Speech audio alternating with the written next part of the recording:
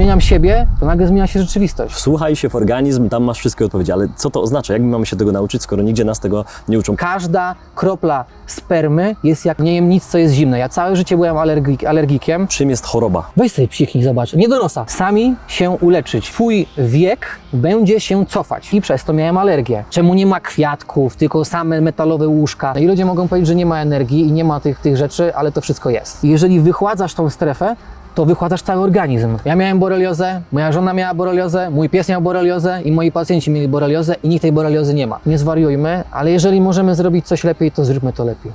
Gościem dzisiejszego odcinka jest Mateusz Pruszowski, z wykształcenia doktor psychologii, magister strategicznego zarządzania, chemik, akupunkturzysta, naturopata i numerolog. Aktywny przedsiębiorca posiadający kilka sklepów internetowych w Polsce i za granicą. Twórca Lasu Szamana, autor książek i e-booków. Na blogu oraz social mediach dzieli się swoją wiedzą. Cześć, z tej strony Grzegorz Kusz, witaj na kanale, witam Cię z centrum Katowic. Dziś moim gościem jest Mateusz Pruszowski. Witam serdecznie. Dobrze powiedziałem, to jest centrum Katowic. Mateusz, ty też się zdziwiłeś. Tak. Dosłownie odeszliśmy od biura może 15 minut spacerkiem i jesteśmy w takim pięknym miejscu, no ale nie moglibyśmy nagrywać w innym miejscu z Tobą, z twórcą marki Las Szamana, żeby nie w lesie nagrywać. Myślę, że od razu możemy przejść do pierwszego pytania, które mam w głowie. Żyjemy w czasach ogromnej informacji, zmiany, ogromnej świadomości w kwestii również zdrowia, a wydaje mi się, że ludzi chorych jest jednak jakoś proporcjonalnie wcale nie mniej. No to zacznijmy od tego tematu, czym jest choroba w ogóle. Czym jest choroba, bo mamy informacje o ilościach. Ostatnio rozmawialiśmy, że 300 osób dziennie umiera na raka w Polsce i to jest tylko rak. No i właśnie, czym jest choroba? Od tego zacznijmy.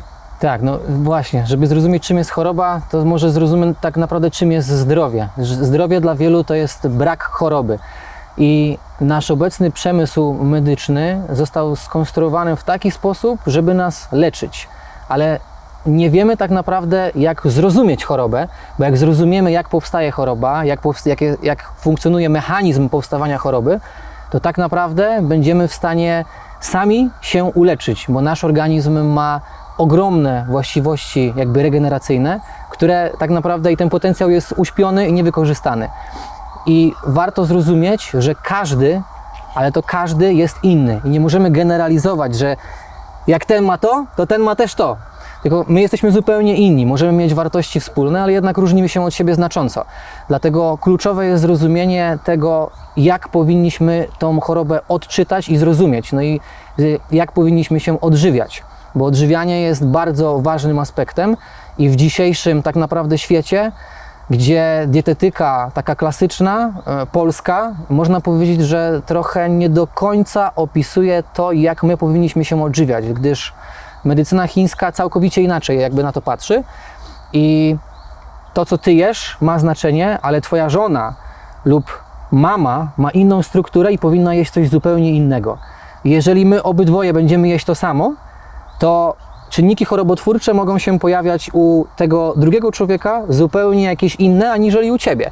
Ale jeżeli zmienimy podstawowe zasady, tak jak na przykład, nie wiem, nie będziemy jeść surówek, jak jest nam zimno, nie będziemy jeść na przykład nadmiaru jogurtów, mleka, przetworów mlecznych, to się okaże, że nagle nam nie jest zimno.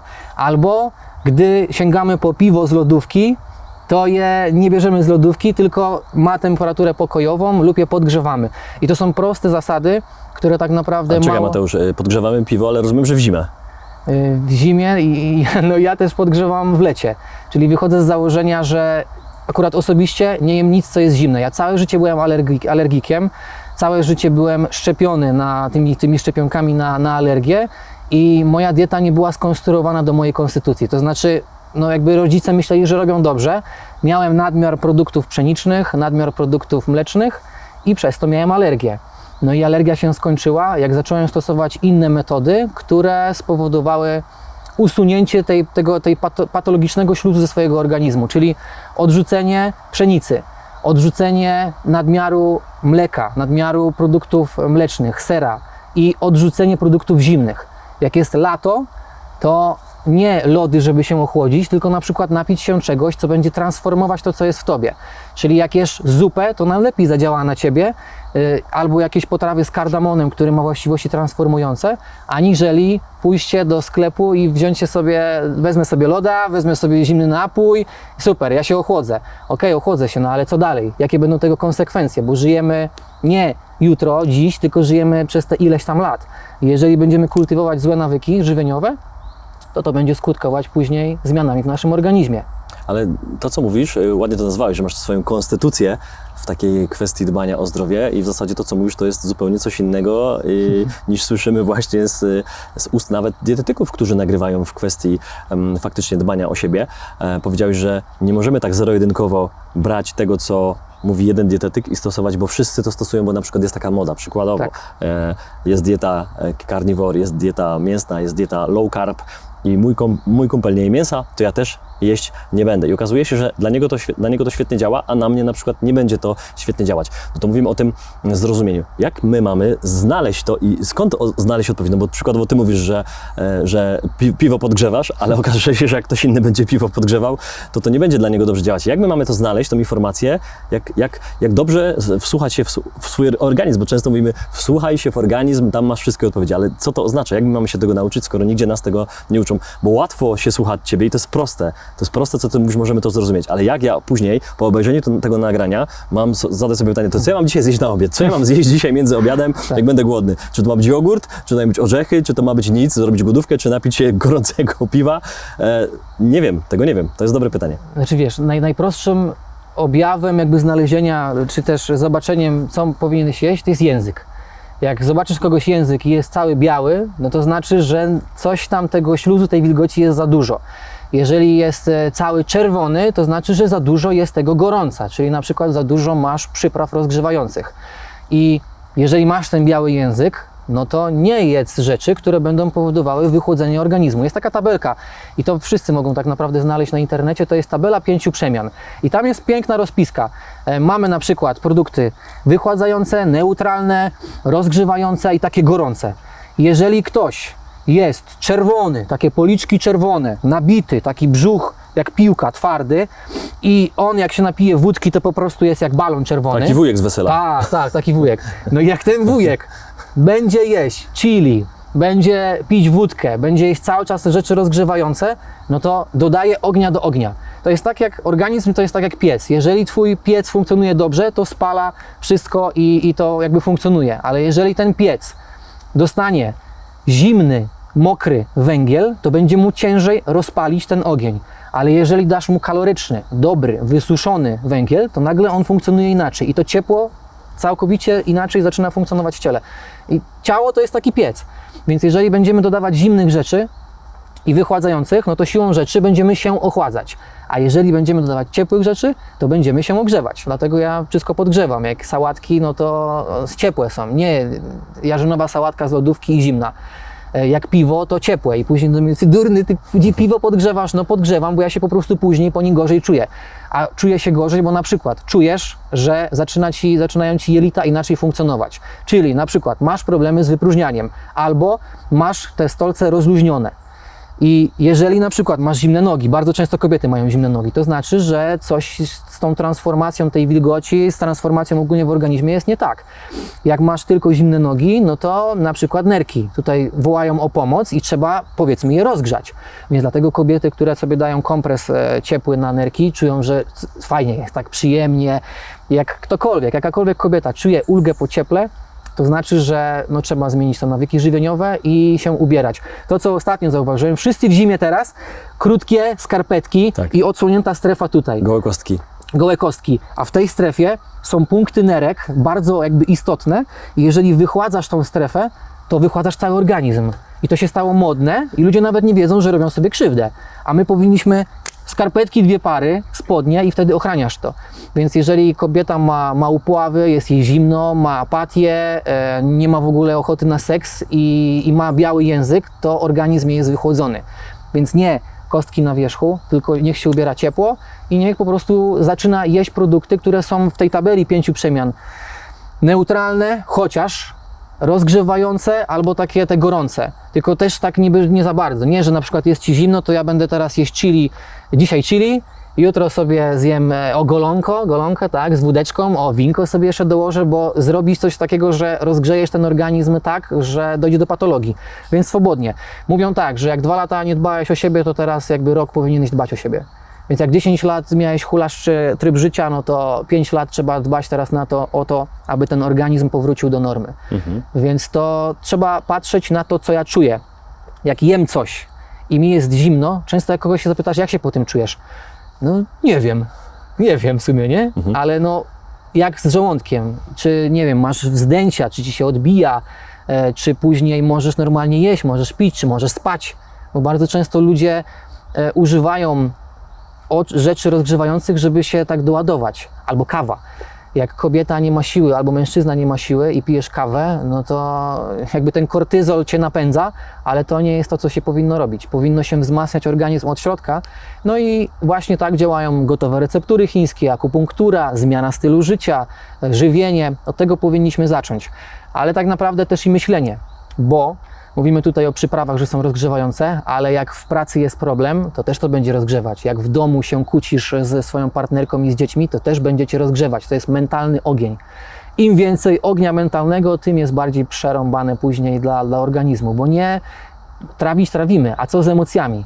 Jak je wyrzucić? Jak je przetransformować? Bo jak będziemy kisić w sobie, no to wątroba później dostaje po dupie i więcej wybuchów, więcej takiego niestandardowego funkcjonowania. I dlaczego ludzie mówią, że wybucha? No bo tak kisi w sobie, że później jak ta kobieta na przykład się rozładuje, to jak Hiroshima. No bo właśnie kisi, ja mówię na takie ludzi kiszonka, ja też jestem kiszonką. Kiszonka. Tak, że nie wyrzuca tych emocji na zewnątrz. To zadam takie złożone pytanie z tego wszystkiego, co powiedziałeś, bo pojawiło się tu właśnie moda na jakieś diety. Jedną z tych diet jest dzisiaj taka, żeby po prostu głównie skupić się na jedzeniu mięsa, żeby ono było jednym z głównych potraw każdego dnia albo kilka razy dziennie. No i teraz mówiłeś o tych emocjach. Przecież są zwierzęta, które są właśnie na to mięso w jakiś sposób hodowane, zabijane, nawet jeśli są u gospodarza, no to trzeba na mięso je zamienić. I tu jest pytanie, czy jedzenie mięsa, no bo pewnie wbije w kij w mrowisko, ale to dobrze, bo o tym trzeba rozmawiać. Mówiłeś o tych emocjach, no te zwierzęta mają emocje. Czy jest różnica w mięsie, które jest u gospodarza i to zwierzę jest zabite inaczej niż w rzeźni, inaczej hodowane i to mięso, które jemy z jednego miejsca, a z drugiego jest lepsze i jesteśmy w stanie to jakoś sprawdzić? Czy to jest tylko informacja, że mi się tak wydaje, że tak jest? Czy jesteśmy w stanie to zweryfikować i faktycznie mięso od gospodarza jest lepsze i dla nas bezpieczniejsze pod kątem tych emocji? No bo ostatnio rozmawiałem z dziewczyną i ona powiedziała, że ta emocja, że ta historia tego zwierzęcia i te emocje w tym mięsie są. Ktoś mnie później zapytał, ale jak? Jak ty mi to udowodnisz, że tam jest emocja zwierzęcia, która jest przekierowywana później w pokarm do twojego organizmu? Znaczy to jest ogólnie złożona kwestia i tak jak mówisz, kij w mrowisko, bo wielu się pojawi weganów, którzy powiedzą, że nie, że mięso nie, a się później okazuje, że mają ogromne problemy jelitowe i są nadwrażliwości na wszystko, co jedzą i nie funkcjonują tak, jak powinni funkcjonować, gdyż żyją w strefie klimatycznej Polski. Polska jest zmienna. W zimie jest zimno, w lecie jest ciepło, więc nie możemy mieć surowych rzeczy takie, jak mają powiedzmy w Hiszpanii. I z tym mięsem, w moim odczuciu to jest tak, że spożywasz świadomość tej istoty, jaka by to nie była. Więc jeżeli spożywasz tą świadomość, no to lepiej, żeby ta świadomość była w jakimś tam stopniu przez Ciebie, no nie wiem, skontrolowana, że to jest lepsze jakościowo. Ale zmierzyć można w bardzo łatwy sposób. Mamy mierniki i są normy europejskie i norma GOS. Takie są te sołksy, takie te aparaty. Tak, znam. No i bierzesz normę europejską, wszędzie jest super, ale dajesz tą normę inną, tą GOS czy GOST i tam wychodzi wartość zupełnie inna. Więc jakość na pewno ma znaczenie. To, co przemysłowe, zawsze prawdopodobnie będzie gorsze niż to, co jest od gospodarza, ale czasem też my nie wiemy, co ten gospodarz daje i wydaje się nam, że my mamy coś lepszego, a się okazuje, że wcale ten gospodarz nie do końca dba o to, co im daje. I jeżeli dajesz na przykład pszenicę, która jest najgorsza jakościowo i przetworzona i zgnita, albo jak rzuca im pomidory, które są zgnite, bo myślimy, że gospodarz, nie? No super, on wszystko tam jakby sprawdza, daje, ale czy my wiemy, co on daje? Jak wiesz, co on daje, to spoko, ale jak nie wiesz, co daje i rzuca tylko to, co jest najgorsze, je na przykład w domu jakieś, nie wiem, przetworzone jedzenie typu rolatki ze sklepu gotowe i nie zje tego, to gnije i rzuca temu zwierzęciu, to też nie do końca jest to jak mówisz, ale świadomość na pewno przenika. Energia funkcjonuje wszędzie, twoja energia, moja energia przekazywana na odległość, telepatyczne połączenia, więc dlaczego by zwierzęta też nie miały tego mieć? I świadomość ma ogromne znaczenie. Ja akurat jem mięso czasem wtedy, kiedy potrzebuję. Miałem rygorystyczne takie warunki, w których kompletnie nie jadłem mięsa. To było tak, że nie jem mięsa i koniec, a ty jesz mięso, to jesteś gorszy, ale to jakby już tego to nie funkcjonuje we mnie, gdyż zacząłem słuchać organizmu. Bo skoro gorzej się czułem po tych surowych szejkach, wszyscy mówią szejki, surówki, będziesz zarąbiście będzie. No i nie było to u mnie takie do końca dobre, bo miałem alergię. Więc zacząłem spożywać produkty, które mnie wysuszały, czyli na przykład grzyby są takie wysuszające.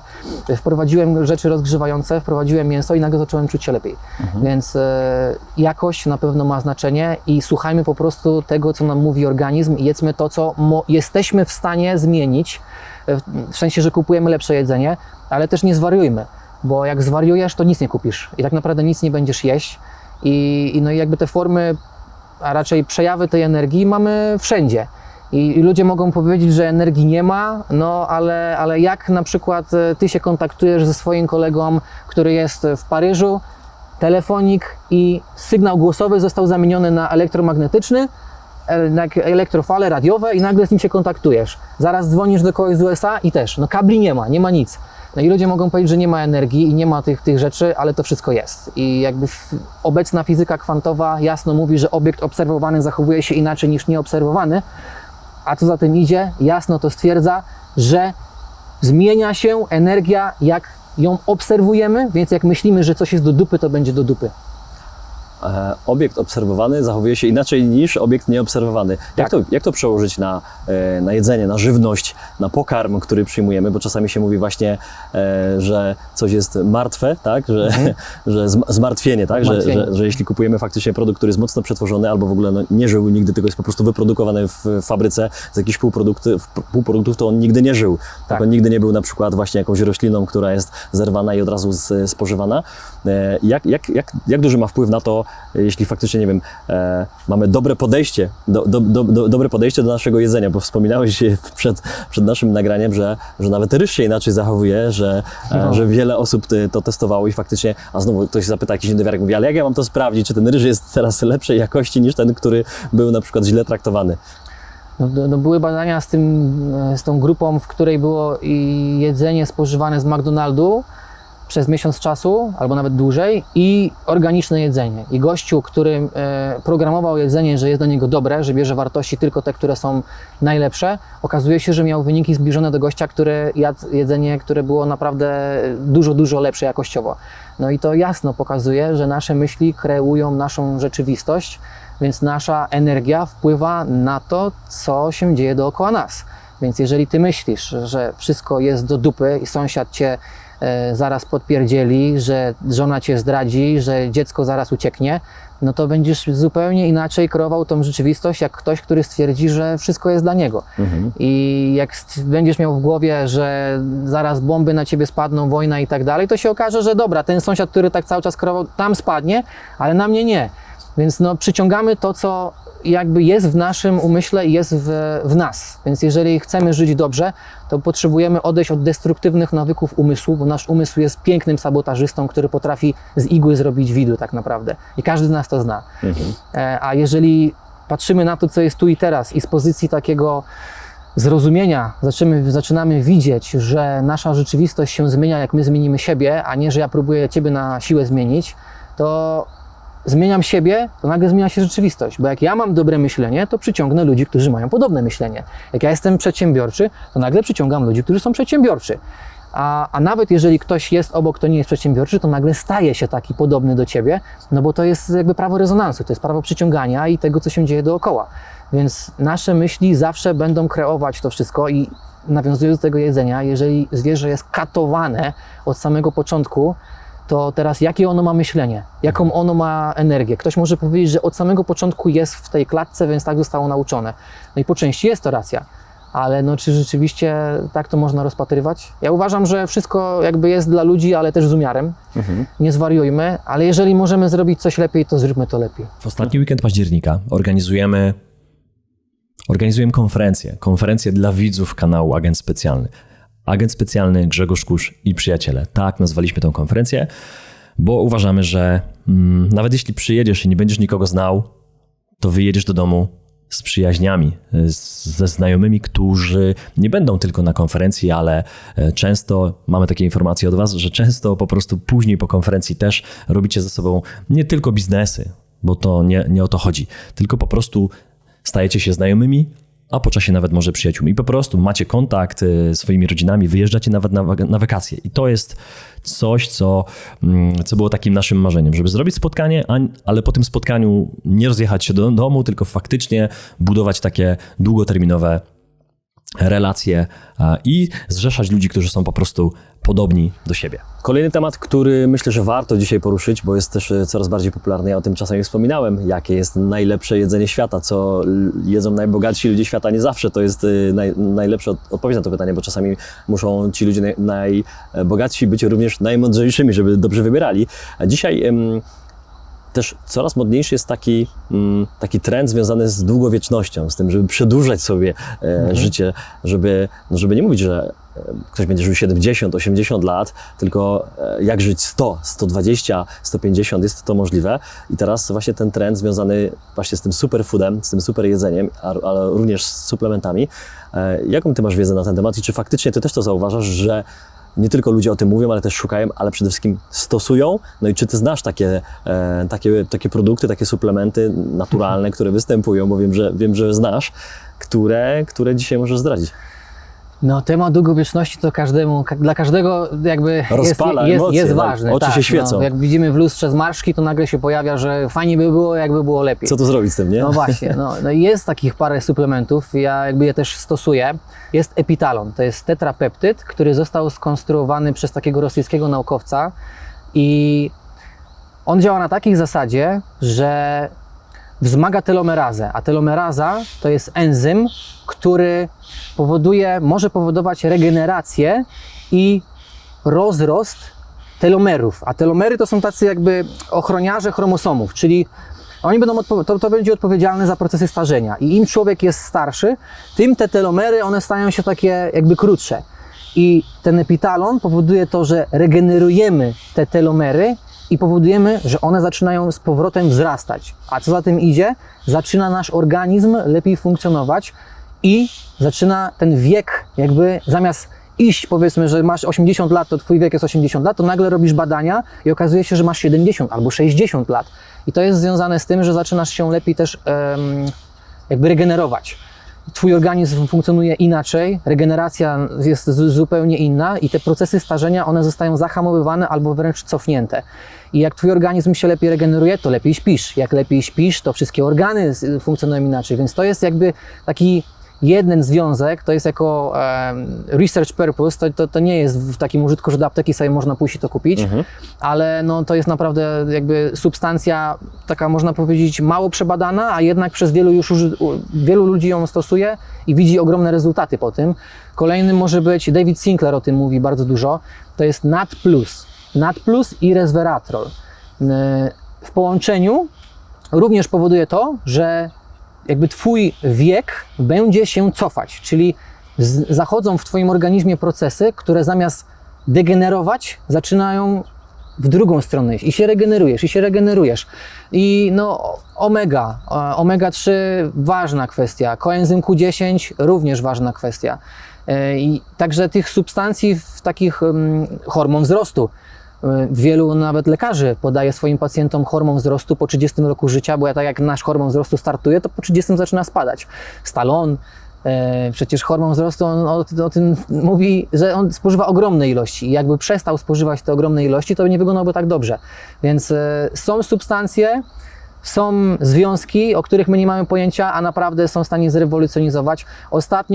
Wczoraj czytałem o gościu, który pobrał litr krwi od swojego syna młodszego, 18-letni syn, 40-letni ojciec, litr krwi pobrał od niego, do swojego organizmu dał tą krew i okazuje się, że jego wiek zmienił się o 15 lat.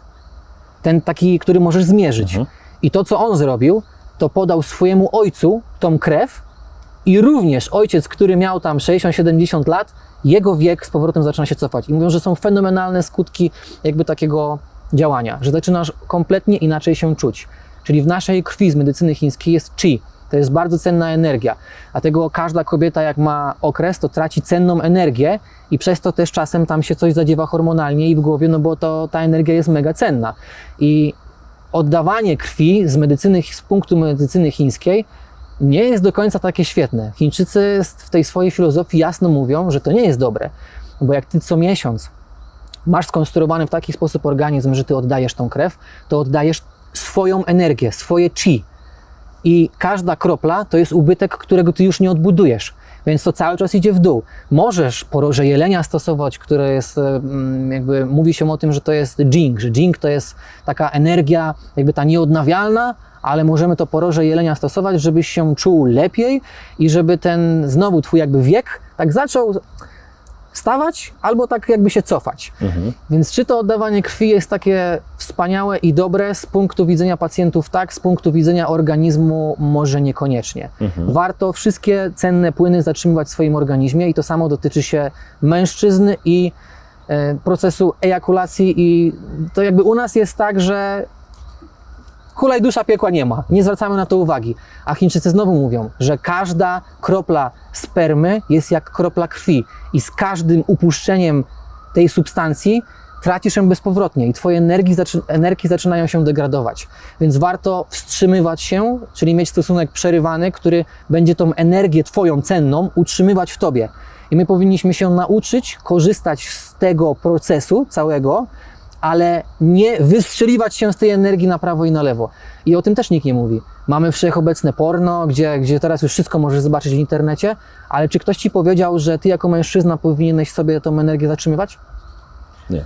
Miłosny potencjał mężczyzny, taka książka jest i tam jest pięknie to wyjaśnione i naprawdę jeżeli zatrzymujesz sobie tą energię, to zaczynasz mieć więcej energii takiej w sobie, fizycznej, namacalnej. Często jest tak, że po stosunku, jest takie emocjonalne spuszczenie, jakby ty wiesz, czujesz się lepiej zrozluźniony, ale finalnie jakby masz mniej tej siły. A jak zatrzymujesz to w sobie, to nagle okazuje się, że masz tej energii bardzo dużo. I to nawet jest wiele filozofii, która mówi, że tą energię wtedy masz zasysać przez swój kręgosłup, przez całe centrum energetyczne do góry, do szyszynki i następuje proces wizualizacji, w którym ty to zaciągasz do siebie i ja to stosuję i wielu ludzi to stosuje, to możesz sobie nawet na YouTubie sprawdzić i naprawdę jest inaczej. Czyli tą energię pobierasz i ty się tym ładujesz. Jesteś jak heros, a nie po prostu, że puszczasz i dętka. My dzisiaj energię pobieramy z ziemi, siedząc tutaj sobie nad brzegiem tego stawu czy jeziora. No ciekawe masz te przykłady bardzo.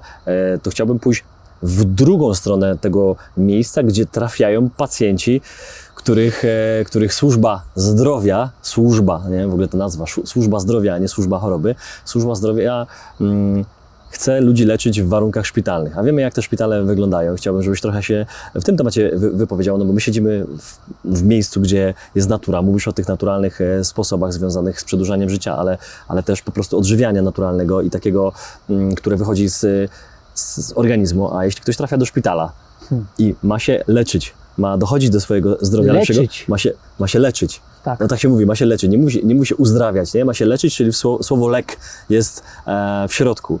No ale jak wygląda tam żywienie? Jaki jest poziom jakości jedzenia, światła i wszystkiego innego? No. Jak ty ze swojego doświadczenia i z tego porównania, jak widzisz faktycznie ludzi zdrowych i ludzi, którzy trafiają do służby zdrowia, część osób już nawet mówi, że oni nie chcą trafić do szpitala, bo wiedzą, że wrócą w wielu przypadkach, no nie powiem, że wszystkich, bo tego nie zbadałem, ale znam wiele przypadków, że ludzie trafili do szpitala i oni wyszli po prostu w gorszym stanie. No u mnie w mieście na szpital się mówi umieralnia, więc to też ma swoje jakby znaczenie i szpital, tak jak mówisz, lek jest od leku, od leczenia i cały system ten, powiedzmy, medyczny powstał na zasadzie leków alopatycznych, które zostały wprowadzone przez koncerny naftowe.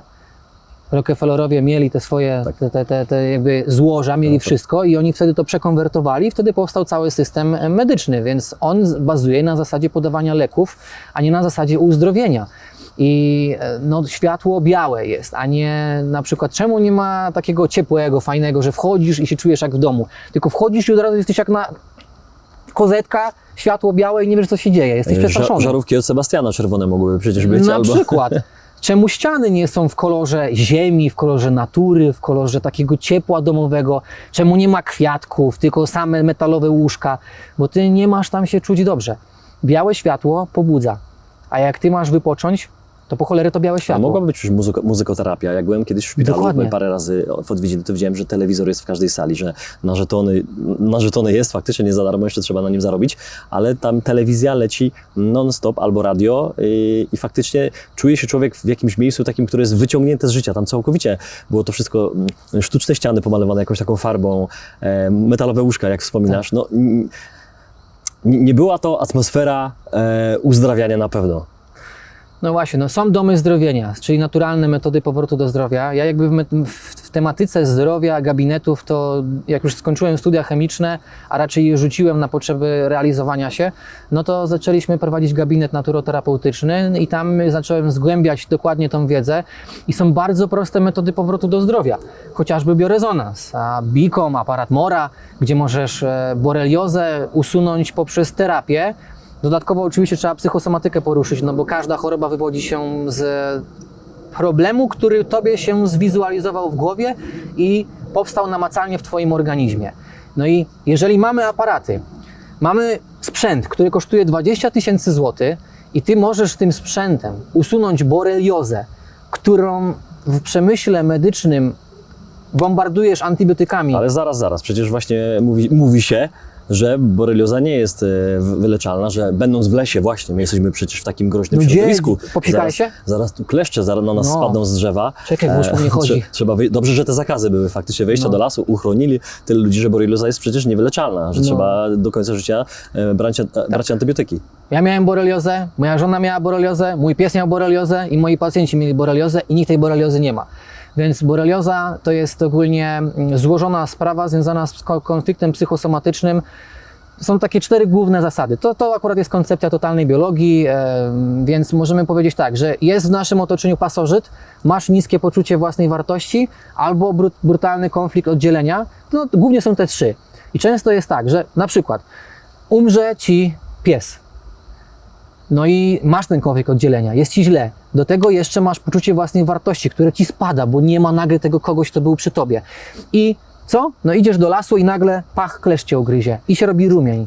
I to jest tylko sygnał tego, że twoje wibracje poszły w tym kierunku lub nawet nie w tym, ale w konkretnym kierunku i ty nie masz przed sobą encyklopedii, w której wchodzisz borelioza, ugryzł mnie kleszcz, to ja mam niskie poczucie własnej wartości albo sąsiada debila, pasożyta, czy też mojego, bo pasożyt może być, wiesz, różnoraki. Sąsiad, szef, żona, mama, babcia, obojętnie. No i dobra, masz tutaj to, okej, mam takiego sąsiada, to dlatego mam boreliozę.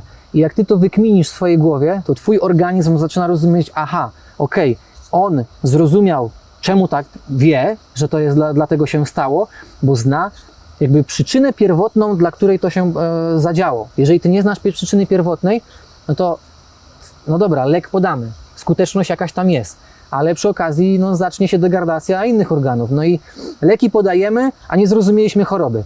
Mamy nowotwór, wytną nam, nie rozumiemy czego, dlaczego, cały czas prowadzimy taki sam tryb życia i później, może mieć pan tam nawrót, a może nie, ale gdzie rozmowa, gdzie zrozumienie, czemu ci się to pojawiło? Nie ma tego.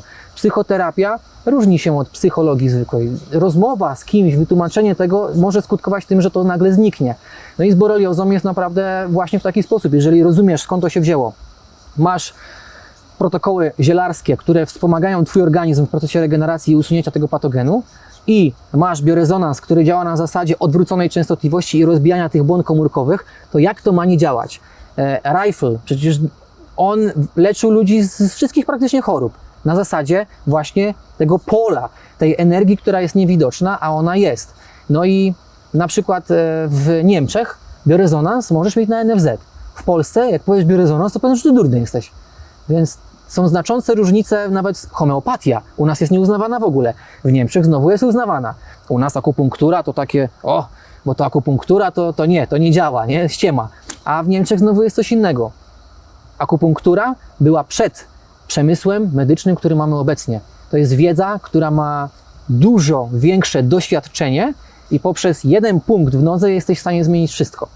Jeżeli masz chore nerki, to jednym punktem spod spodu tutaj na stopie, wiesz, na środku, można, każdy sobie może tak naprawdę to zrobić, czyli mapa refleksologiczna nogi. Jeżeli boli cię głowa, wątroba na przykład tam wali ci trochę na dekiel, można by rzec tak kolokwialnie, to z boku nogi tutaj się masuje ten punkt, boli wtedy jak cholera, ale naciskasz go i masz namacalny efekt pracy twojego organizmu, czyli tu jest punkt wątroby, ty go stymulujesz i poprzez tą stymulację twój organizm produkuje swego rodzaju enzymy, hormony, cała machineria jest u nas. My nie kontrolujemy serca. No, zastanawiałeś się kiedyś, kto tym sercem jak serce działa, nie? Jak wątroba, jak jelita, kto tym wszystkim zarządza. Więc jeżeli ktoś mówi, że to się samo zadziało i nie ma wyższej inteligencji, no to jest naprawdę ignorantem, bo to wszystko się zadziewa u nas i to jest naprawdę cudowny, taki cudowny wehikuł, ten skafander, bo ja też nazywam, że to jest skafander. Ktoś religijny powie, że jest dusza, no to po części ja też bym się z tym zgodził. Ja uważam, że to jest skafander i my o ten skafander powinniśmy dbać. Jak chcemy, jak możemy. Ale jeżeli nie będziemy dbać o ten skafander i będziemy mieć w dupie wszystkie sygnały, które są w tym organizmie, to jak ty masz być zdrowy? To się nie da. Jak ty słuchasz swój organizm, to ty wiesz, co się dzieje. I jeżeli znasz techniki proste, zmian, boli cię głowa, to nie tabletka APAP i Buprom i całe życie jesz i później bebechy ci siadają, tylko chociażby jest tutaj punkt JG4, on się nazywa. Każdy sobie może go wpisać. Masujesz i nagle zaczyna się coś zmieniać. Masz problemy z migreną, są mieszanki, które mogą ci w tym pomóc. Są punkty, które mogą ci w tym pomóc, a nie, że cały czas tylko leki. Lek działa na to, co się sobie już zadziało, ale nie ma pierwotnej przyczyny w ogóle znalezionej. Więc trzeba nauczyć się słuchać organizmu. Mamy też całą mapę na dłoniach, możemy sobie specyficzne punkty naciskać i zaczyna to działać. Czemu tu się na przykład tak robimy, nie? Jak boli głowa, taki odruch bezwarunkowy, że tutaj robimy. No bo tu są też punkty związane właśnie z wątrobą czy pęcherzykiem, które przechodzą i my je masujemy, stymulujemy, ale nie kumamy tego. Siadamy, wilka dostaniesz. No, tak babcie mówiły, nie? Na schodach się siedziało, tak? Tak, no zimne rzeczy wilka. To też jest mądre, bo siadasz na zimnym i to zimno ci wnika do organizmu. Więc jeżeli jesteś osłabiony, to nie rób rzeczy, które są po prostu idiotyczne, czyli nie iść się taplać w śniegu nieodpowiednio, bez żadnych jakichś, przygotowań i co, no zimne napoje, do sklepu pójdę, to jeszcze sobie z lodóweczki piję. No nie, no róbmy to, co jest dla mnie najlepsze. Dla mnie nie znaczy dla ciebie i dla mnie nie znaczy dla kogokolwiek. Więc jeżeli ktoś generalizuje wszystkich i mówi, że dane zioło jest dobre dla wszystkich, to ja się z tym totalnie nie zgadzam. Bo jedno zioło jest dobre, a inne nie. I astragalus na przykład jest taki, że podnosi ci energię, ale jeżeli masz problemy z układem trawiennym i masz refluks, to jak ty ten astragalus zjesz, no to normalnie cię podbija cały czas, takie ciśnienie się w głowie pojawia, więc to nie jest dobre. Na przykład widzisz, kobiety mają problem z miesiączką często i boli je, są zdenerwowane, no wiesz jak to jest. I każda kobieta przez to przechodziła tak naprawdę i przechodzi. No i jest Xiao Yao Wan, taka mieszanka, zwykła. Można ją kupić w tych gabinetach takich medycyny chińskiej. Kilka kuleczek i nagle problem znika. I to są kulki ziołowe, polegające tylko i wyłącznie na 100% naturalnej mieszance ziołowej, gotowe receptury chińskie. A my idziemy do apteki i kupujemy APAP, który jest syntetyczny i po co, na co? Bo tak zostało nam wyuczone i wbite w głowę, ale jest zupełnie odwrotnie. Zupełnie odwrotnie jest. Mateusz, co jeszcze oprócz tych ziołowych kulek magicznych, o których powiedziałeś, jest, co możemy stosować? A propos wątroby, emocji, to na przykład ja u siebie na sklepie mam sanangę. I to są krople od rdzennych plemion amazońskich. I plemiona używają to, żeby w gęstwinach lasu wypatrzyć zwierzynę. A u nas to jest coś, co może pomóc w poprawie jakości w ogóle widzenia i też jaskra, zaćma, krótkowzroczność. To diametralne może przynieść skutki dla twoich oczu. I co jest też ciekawe, przez oko możemy przepracować swego rodzaju emocje i blokady w wątrobie. Bo mamy kanały, meridiany, które przez oko przechodzą nam do wątroby. I teraz jeżeli ty poruszasz coś przez oko, to to może skutkować poruszeniem emocji, które są uwięzione w wątrobie. Czyli ciąg maszynowy, taki przyczynowo-skutkowy, który zupełnie inaczej działa niż by się wydawało. I nawet po samej aplikacji, jak bardzo mocno piecze, to niektórzy określają naprawdę fajnymi frazesami, tak jak stąpanie Belzebuba po oczach, takie wiesz, wylanie spirytusu na oczy, ale co jest kluczowe, ty przez ten ból jesteś w stanie przetransformować coś. Wstrzymujesz jakby te swoje reakcje organizmu i poprzez oddech transformujesz ogromny ból, który jest w tobie i przez to, że ty przez ten oddech to transformujesz, to nagle rzeczy, które w ogóle byś sobie nie zdawał sprawy, one są też przetransformowywane. Bo my w ogóle nie wiemy, co się dzieje z naszym ciałem. Nie umiemy na przykład, bo poparzysz się i nie wiesz, jak zrobić, żeby cię nie bolało. Do wody wkładasz, albo jakieś tam mamy plastry, nie plastry, a można to jakby siłą swojego umysłu spowodować, że cię nie będzie to bolało. Ale tu mam jeszcze dla ciebie takie właśnie ciekawostkę. Weź sobie psichnij, zobacz. Nie do nosa. Normalnie do jamy ustnej. Co to takiego? No psichnij najpierw i zobacz. Tak. I to są naturalne właśnie rzeczy. Jeszcze raz możesz sobie psiknąć. Naturalne rzeczy, które dała nam matka natura, a my używamy na przykład leków, które nie do końca nam pomagają na daną przypadłość. To jest Chilcuacque, różnie się to mówi. To jest korzeń Azteków. Co czujesz? No, takie pieczenie trochę i takie nawet rozgrzewanie, jakby alkohol. Znaczy, góra jamy ustnej, tak jakbym dostał jakiś... kurczę, ciężko nawet to określić, jakbym dostał jakiś zastrzyk u dentysty. O, może tak, zaczyna mi to trochę zamrażać. Mrówki takie jakby chodziły? Tak, pojawiają się mrówki. Mhm. No właśnie, i na przykład ta substancja ma właściwości antybakteryjne, antyseptyczne i potrafi zabić bakterie, które w twojej jamie ustnej powodują różnego rodzaju problemy. Jeżeli na przykład masz streptokoki takie typowo jakieś anginowe, coś się dzieje z gardłem, psikasz i to jest to, co mógłbyś używać jako antybiotyk. To jest to, co może niszczyć bakterie, które powodują próchnicę w twojej jamie ustnej. Tak samo jest z wodą utlenioną. Woda utleniona zabija bakterię Streptococcus mutans, która jest odpowiedzialna za produkcję próchnicy. Jak zabija bakterie odpowiedzialne za to, no to ta próchnica się nie pojawia. Jak się nie pojawia próchnica, to nie ma dziur w zębach. I teraz naturalnymi sposobami jesteśmy w stanie wyleczyć się z różnego rodzaju problemów, które wydawałoby się, że są w ogóle nie da się. Mycie zębów olejem kokosowym, a nie szczotkowanie maszynowymi tymi szczoteczkami, które zjeżdżają ci całą ochronę. Ostatnio nawet też jakby zrozumiałem to. Zęby mają szkliwo, samochód ma lakier. Weź teraz szczoteczkę, tą pastę, którą używasz, na samochód daj, na czarny lakier na przykład zobacz i weź jeździ po tym i zobacz co się stanie z lakierem, będzie cały porysowany, a my dziennie kilka razy tak mocno jedziemy po tych zębach i ścieramy coś, co może być warstwą ochronną i nam też wmówiono nam częściowo, że mamy to robić w dany sposób, bo on jest jedyny słuszny, a okazuje się, że nie.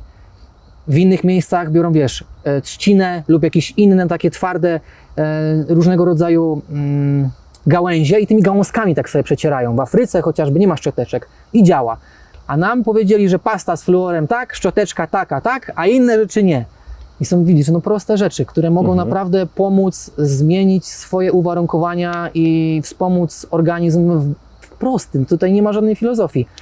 I coś, co się wydaje niemożliwe, staje się możliwe. Więc natura daje nam wszystko, co potrzebujemy, tylko trzeba zrozumieć, co, jak działa. Bardzo często znamy wszystkie marki samochodów, pokażesz dzieciakowi, czy sobie nawet znaczki i powiesz Mercedes, BMW, bla, bla, bla. Weź liście i ogarnij, jakie to są liście. Nie będziesz nawet wtedy miał świadomości, że ten liść jest taki, ten jest taki. Nas tego nie uczą. Piękna ważka.